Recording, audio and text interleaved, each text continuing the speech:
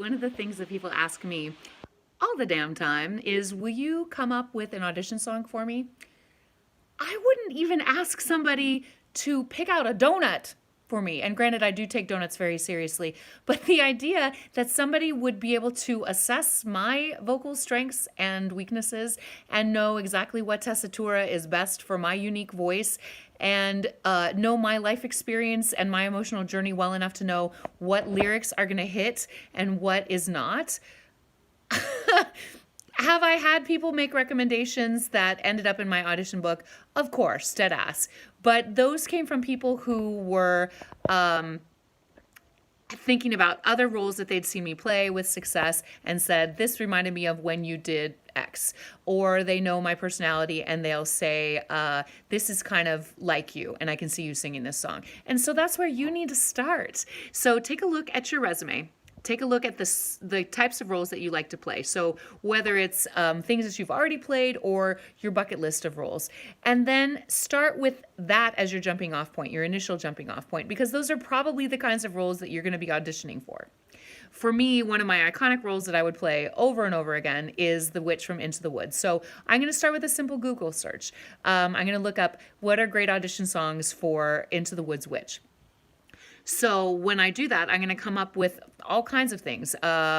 Ursula from Little Mermaid, the extra songs that they put in for the Broadway musical. Frank Wildhorn's Wonderland. The Mad Hatter is a very similar character to the witch. So now that I have those, I can also look at these extra shows and I can look at these composers. So for me, Frank Wildhorn happens to be somebody who writes exactly for my voice type because his wife, Linda Eder, is his muse, and she's very similar to my voice type. So I'm going to look at all the things that he wrote. For you, it might be Pasek and Paul, it might be Kerrigan and Loudermilk, things that sit in a nice part of your voice. And then that also helps me to find who else has sung these songs. So obviously Linda Eder. For me, a lot of Sherry Renee Scott. Her songs and her roles are similar to the kinds of things that I like to play. If I'm going to sing in my legit tone, it's very similar to Audra McDonald. So those are things that are good for me.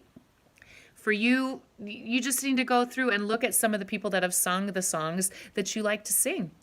And then take a look at what else have they sung on their best of albums. When they get a chance to just pick out their own songs, what else do they like to sing?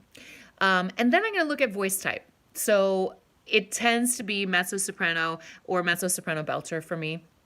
So I'm going to take a look at the Hal Leonard musical theater anthologies. And the great thing about these books is they are anthologies of 20 songs or so each. And there's 6 volumes of 20 songs for every voice type. So soprano, mezzo-soprano, belter, tenor, baritone, bass. There's actually specific teen anthologies. They are great resources, even if you just look at the table of contents. You may not want to buy all 6 volumes, although they are a good resource. I access them on Scribd because I have that subscription. It's very cheap and a great resource for you as a musical theater person to find new music.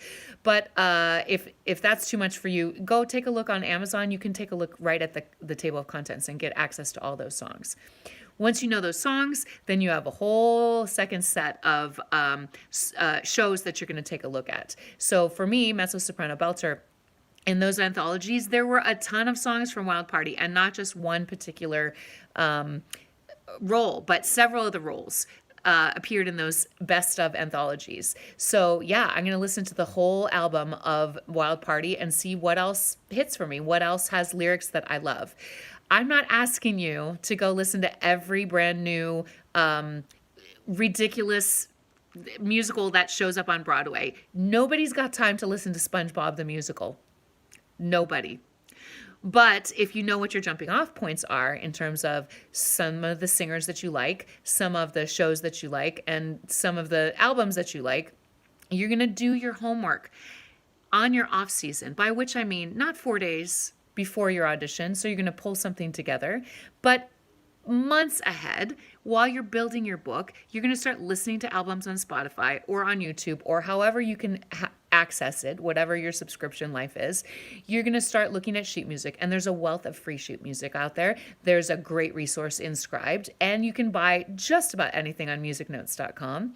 And then you're going to take that to, dare I say, a pianist friend of yours and see what you can sing through that you like, that fits well in your voice. Is there something that can be transposed so it's a little better for your tessitura, for your perfect range? And you're going to do that homework.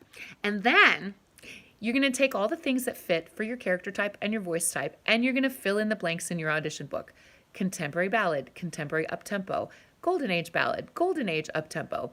Do you need a pop song? Do you do those kinds of musicals? Do you need a rock song, country song, jazz song? Do you need something by Sondheim? These days, you probably do need something by Pasek and Paul because they're becoming such a hot property. So you're going to add in all of those things within this huge database that you've compiled of songs that fit you, and then you're going to start filling in that audition book. That's your homework. Now go do your homework, and when you're finished, you can go get a donut because you did your work. Go slay.